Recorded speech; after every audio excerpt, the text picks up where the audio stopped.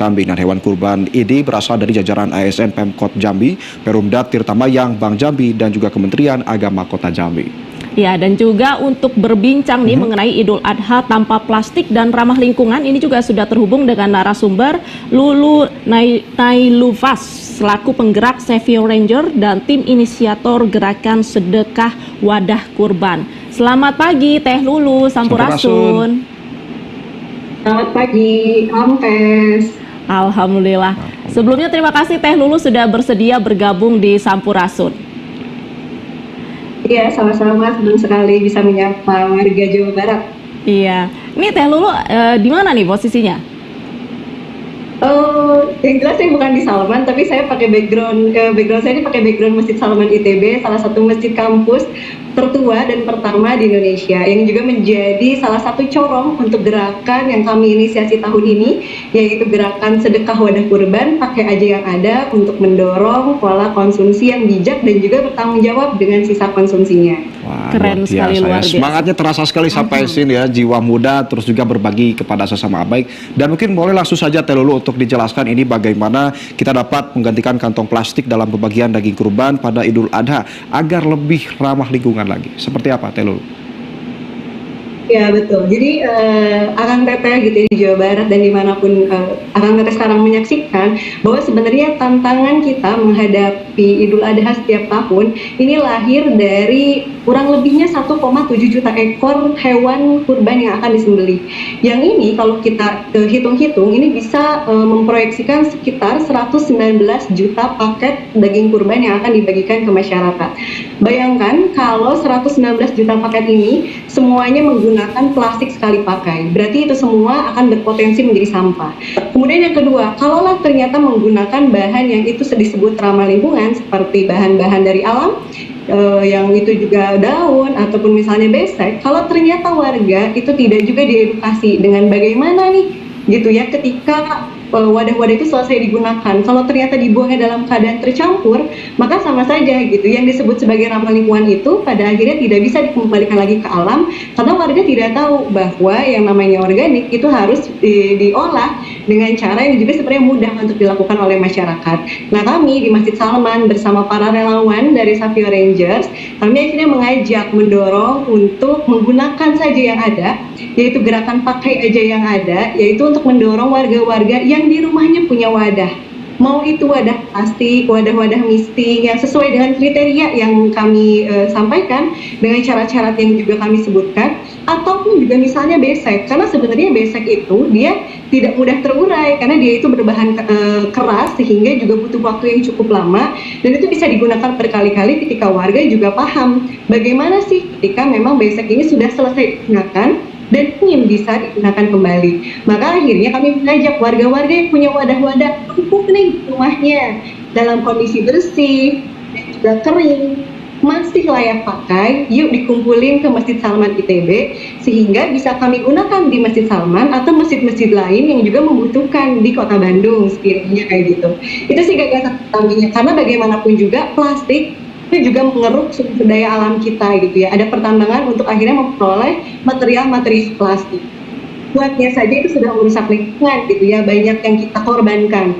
Kemudian juga kalau tiap tahun selalu membuat besek yang baru, berapa banyak bambu, berapa banyak daun-daun kelapa yang kemudian akhirnya jadi hilang, jadi habis karena pola sekali pakai dan pola konsumtif yang selama ini ada di masyarakat kita. Maka kami ingin mendorong satu gerakan, yuk pakai aja yang ada. Dalam hal ini kita yuk gotong royong yuk warga Bandung untuk mengumpulkan wadah-wadah sehingga bisa digunakan lagi untuk wadah kurban setiap tahunnya, seperti itu. Baik, ini juga sebenarnya harus ada kesadaran baik dari tim panitia dan juga untuk masyarakatnya juga begitu ya. Mungkin jika panitia di sana belum ada sosialisasi untuk pembagian dengan wadah selain plastik, dari masyarakatnya juga harus dimulai nih kesadaran dirinya. Nah, Teh Lulu, sejauh ini dari Teh Lulu dan juga teman-teman Savio Ranger dan gerakan sedekah wadah kurban ini sudah melakukan sosialisasi di mana saja? Ya, alhamdulillah kan jadi untuk sosialisasi ini kami sudah banyak dilakukan di masjid-masjid. Kami juga pernah bekerja sama dengan MUI Kota Bandung untuk meningkatkan awareness ini di masjid-masjid Kota Bandung, dan kami juga menggait banyak kolaborator yang sebenarnya poin pentingnya adalah bagaimana gagasan ini itu bisa dibagikan ke masyarakat. Kami buka seluas mungkin kolaborator dari sifatnya pelaku usaha, komunitas, organisasi yang punya semangat gagasan yang sama dengan kami, sehingga hayo kita gerak bareng. Dari gerakan ini ada di tahun 2022, alhamdulillah sampai tahun ini kami sudah mengumpulkan sampai 35 kolaborator yang mereka itu membantu menyuarakan ini melalui media sosial atau melalui jaringan-jaringan di lingkungan tempatnya masing-masing. Dari 35 kolaborator ini, bahkan beberapa di antaranya bersedia membuka titik tambahan drop point. Jadi kami membuka tahun ini alhamdulillah ada sampai 12 drop point yang ini tersebar tidak hanya di Masjid Salman. Jadi warga nggak cuma ke Masjid Salman nih bisa ngumpulinnya, tapi kemana aja, sampai ke Jatinangor, Cimahi, sampai juga ke Kabupaten Bandung dan daerah-daerah Bandung Selatan, sampai ke Bojong Soang. Kami bersyukur banget ketika gagasan ini bar, maka gotong royongnya makin kerasa. Dan ini makin terkumpul, semakin banyak wadah. Bahkan tahun ini dengan semakin bertambahnya kolaborator, alhamdulillah sudah banyak juga daerah-daerah yang mengikuti gerakan yang sama. Menghubungi kami kemudian menyampaikan boleh nggak kami juga ikut menduplikasi gerakan ini di kota kami. Boleh, jadi tidak hanya di Bandung akan ada sekalian, tapi juga sampai ada di Garut, di Kota Batu, kemudian di Kota Semarang, sampai di Kota Medan. Jadi ketika kami mendengar sempat ini sampai ke daerah sana, ini ada satu bentuk syukur lagi, sehingga wadah-wadah yang terkumpul itu semakin lokal, semakin bisa menjaring masyarakat lokal, dan juga bisa disalurkan selokal mungkin di masjid-masjid dan di penyelenggara-penyelenggara panitia penyembelihan hewan kurban di wilayahnya masing-masing. Jadi kalau kita ngomongin wadah yang terkumpul, ini pun juga meningkat selalu setiap tahun, alhamdulillah. Dari tahun 2024 digagas, hanya sekitar 740 wadah yang terkumpul, tapi tahun ini Kang Teteh alhamdulillah kami mengucapkan terima kasih banyak atas antusiasmenya. Kami berhasil mengumpulkan sebanyak 2.345 wadah, dan akhirnya bisa kami bagikan tidak hanya digunakan di Masjid Salman, tapi juga di 9 masjid lainnya di Kota Bandung untuk menggunakan wadah yang pakai aja yang ada, sehingga tidak perlu kita beli wadah baru atau memproduksi sampah baru lagi untuk penyelenggaraan Idul Adha tahun ini. Wah, luar biasa sekali tentunya ini masyarakat, tidak hanya masyarakat Bandung saja yang bisa berpartisipasi, dan tentunya di beberapa daerah juga bisa berpartisipasi, mendapatkan fasilitas, bahkan bergabung juga menjadi bagian dari Save Rangers. Teh Lulu, tapi yang menjadi pertanyaan kita semuanya ini salah satu alasan mengapa terkait penggunaan sampah plastik ini masih menjadi masalah dan perhatian utama di kehidupan kita, khususnya yang ada di Jawa Barat. Dan mungkin untuk beberapa masyarakat yang sudah menggunakan plastik, adakah sebuah solusi ataupun saran dari Teh Lulu? Iya, terkait dengan plastik dan kresek ini Kang Teteh, jadi masih banyak juga yang akhirnya menggunakan, dan sebenarnya salah satu yang bisa kita kondisikan sekarang adalah yang pertama, sampah yang kita hasilkan dari daging yang dibungkus oleh kresek dan plastik itu sebenarnya bisa kita cuci bersihkan terlebih dahulu Kang Teteh, dalam kondisi yang kayak ngapain gitu, atau ngapain sih kresek ataupun plastik dicuci lagi. Justru darah-darah, kemudian kotoran-kotoran yang menempel di plastik dan kresek itulah yang kemudian menjadikan sampah kita itu bau, itu bau. Maka ketika mendapatkan itu, yuk kita bersihkan terlebih dahulu plastik dan kreseknya. Kemudian Akang Teteh, sebenarnya sekarang bank sampah itu juga sudah menerima kresek. Sehingga jika memang ternyata kita menghasilkan kresek yang banyak dari daging yang kita terima atau mungkin dari kehidupan kita sehari-hari, maka itu bisa kita kumpulkan terlebih dahulu untuk bisa jadi satu dipakai lagi kreseknya, atau yang kedua kalau ternyata udah terlanjur numpuk, nah bisa kita kasihkan juga ke bank sampah. Bank sampah Induk Kota Bandung itu juga sudah menerima KTP untuk kresek-kresek yang bersih tentu saja, karena yang namanya kalau kotor susah diolahnya, apalagi kalau dalam kondisi yang masih banyak darahnya, kemudian masih banyak sisa-sisa makanan menempel gitu. Karena organik yang akhirnya tertimbun, sampah kita masih banyak yang tertimbun Kang Teteh di TPA, itu bisa menyebabkan ledakan seperti kejadian tragedi di tahun 2005, yaitu ketika TPA Leuwi Gajah meledak. Akibat apa? Akibat organik yang tertimbun. Padahal organik mah bisa diolah, dan itu tuh mudah sekali, tinggal dikubur kalau bahasa kita mah gitu ya, tinggal dikubur aja, kemudian kondisikan dengan sangat baik, itu nantinya juga akan terurai dan tidak akan mencemari bahkan membahayakan kita. di kehidupan kita sehari-hari. Jadi hayulah bareng-bareng untuk bijak mengelola sampah-sampah yang kita hasilkan. Dan Teh Lulu ini kan juga ada fokusnya salah satunya di sampah plastik begitu ya. Mungkin banyak juga yang masih belum merasa sadar begitu dan belum mendapatkan informasi yang cukup juga. Sebenarnya bahaya sampah untuk ke masa depan itu seperti apa untuk sampah plastik ini? Iya, ini menjadi tantangan sekali ya kalau kita bicara plastik. Plastik itu bahkan kalau kita lihat material nomor daur ulangnya saja itu ada banyak nomor. Kalau Bapak Ibu akan menyaksikan ada botol, melihat gitu ya di botol kemasan atau di kemasan-kemasan plastik ada nomor-nomor 1 sampai 7, bahkan ada yang nggak ada nomornya. Itu tuh membuktikan bahwa plastik itu serumit itu untuk kita olah gitu. Dan bahkan banyak juga jenis plastik yang nggak bisa didaur ulang.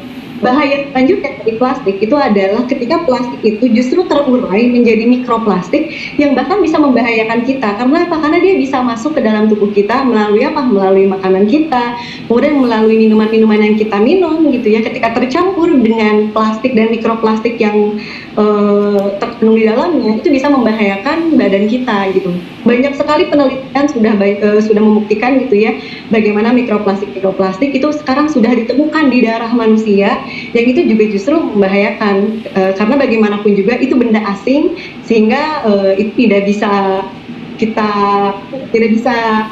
menyatu gitu ya dengan badan kita. Jadi hati-hati karena itu juga bisa menjadi pemicu kanker dalam kondisi yang panas gitu ya. Ketika itu karsinogenik kemudian ke bawah makanan kita, itu juga akan membahayakan.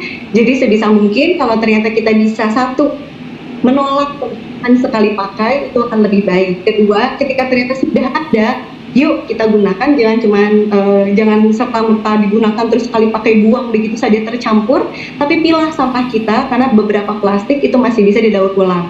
Yang ketiga, walaupun kita didaur ulang, pastikan menjadi pembenaran. Akhirnya kita ya udahlah gunakan saja plastik.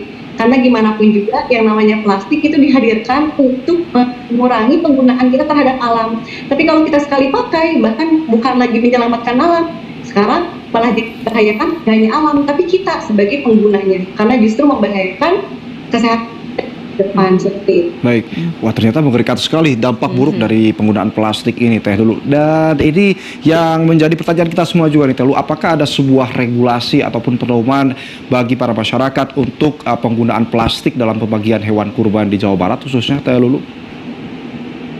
Ya, terkait dengan plastik ini sebenarnya surat edarannya sudah dikeluarkan oleh kementerian itu dari tahun lama, dari 2019 juga sudah dikeluarkan.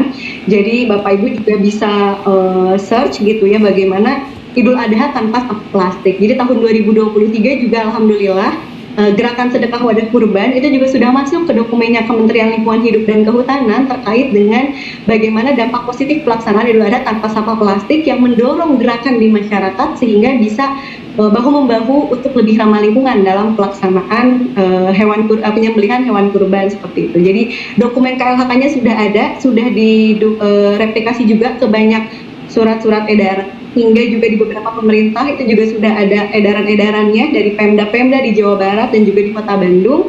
Tinggal kita mau bareng-bareng untuk menerapkan regulasinya. Karena Indonesia tuh nggak kurang regulasi. Undang-undangnya udah betul, peraturannya udah banyak. Tinggal ini yang nerapinnya mau bareng-bareng kan nerapin. Karena bukan cuma tentang pemerintah bikin regulasi aja. Ini warganya mau nggak bergerak bareng-bareng untuk berubah menjadi warga yang lebih bijak konsumsinya dan juga bertanggung jawab sama sampah sisa konsumsinya. Baik, ini senang banget ya kalau dengerin Teh Lulu. Ini semangatnya nyampe ke sini nih. Semoga nyampe juga ke pemirsa di rumah Sampurasun. Iya, Teh Lulu, kita semua berharap semoga apa yang disampaikan ini bisa meningkatkan lagi kesadaran ya pemirsa Sampurasun di rumah untuk bisa berpartisipasi juga untuk ikut mengurangi penggunaan sampah plastik. Teh Lulu, terima kasih untuk informasi dan juga antusiasme dan juga insight yang sudah diberikan kepada kita semua. Semoga sukses selalu untuk Teh Lulu dan juga teman-teman, semakin bisa menginspirasi dan juga mengajak lebih banyak orang-orang, tidak hanya di Jawa Barat ya, tapi di seluruh Indonesia juga nih kalau bisa, untuk bisa berperan aktif kesadarannya mengurangi penggunaan sampah plastik. Sehat dan sukses selalu Teh Lulu Sampurasun. Sama-sama, hatur nuhun sadayana Ramtes. Iya, itu tadi seru banget ya perbincangannya, juga menyadarkan kita semua akan bahayanya sampah plastik. Iya, Semoga semoga menjadi semangat juga dan juga inspirasi bagi kita semua untuk terus selalu menjaga dan mencari inovasi untuk permasalahan sampah yang ada di lingkungan kita tentunya. Iya, benar sekali. Terima kasih pemirsa di rumah sudah menyaksikan Sampurasun selama 1 jam. Saya Septiani Haryono. Dan saya Malik Ibrahim. Pamit undur diri. Wassalamualaikum warahmatullahi wabarakatuh dan Sampurasun. Sampurasun.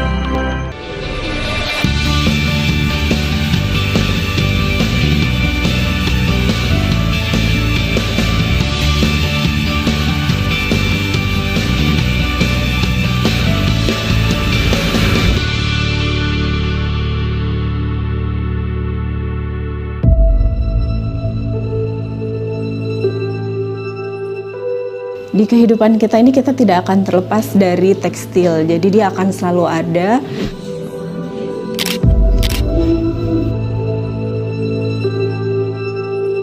Selama bertahun-tahun saya menyaksikan ketidaksetaraan gender, terutama di dunia tekstil ini.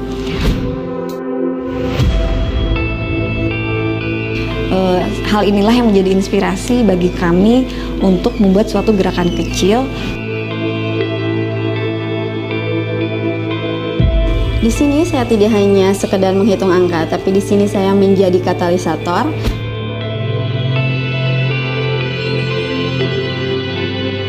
Setiap potongan kain yang dulu diabaikan, kini berubah menjadi sebuah karya seni yang bernilai tinggi.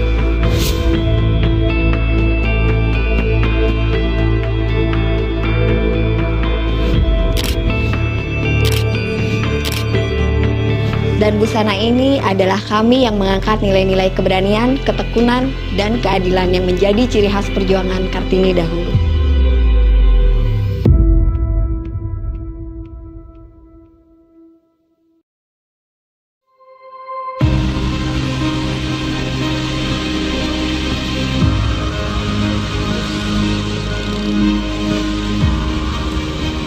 Di era modern ini, kita seringkali terjebak dalam paradoks industri fashion. Di satu sisi terpesona keindahan dan inovasi busana. Namun, di sisi lain, kita dihadapkan realitas pahit, dampak buruknya terhadap lingkungan dan tenaga kerja.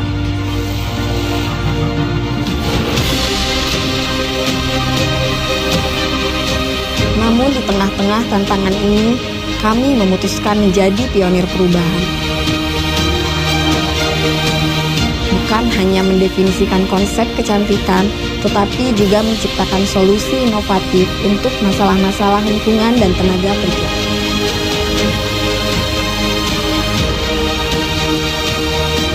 Kami, 3 orang wanita dengan latar belakang berbeda, namun memiliki satu tujuan bersama, mengubah limbah tekstil menjadi karya seni yang memukau dan berdaya ekonomi tinggi.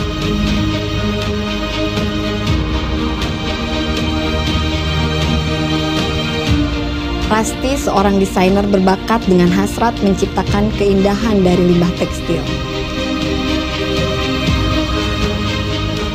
Ajeng, seorang pengelola keuangan di industri kreatif yang percaya bahwa keberlanjutan dapat mengubah dunia.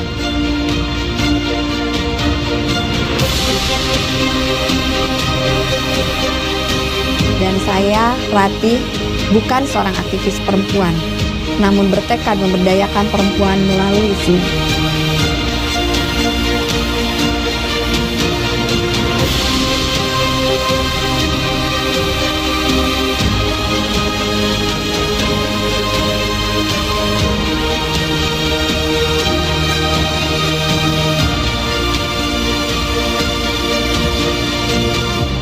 Jadi sampah fashion ini berkontribusi besar menjadi limbah di negara kita.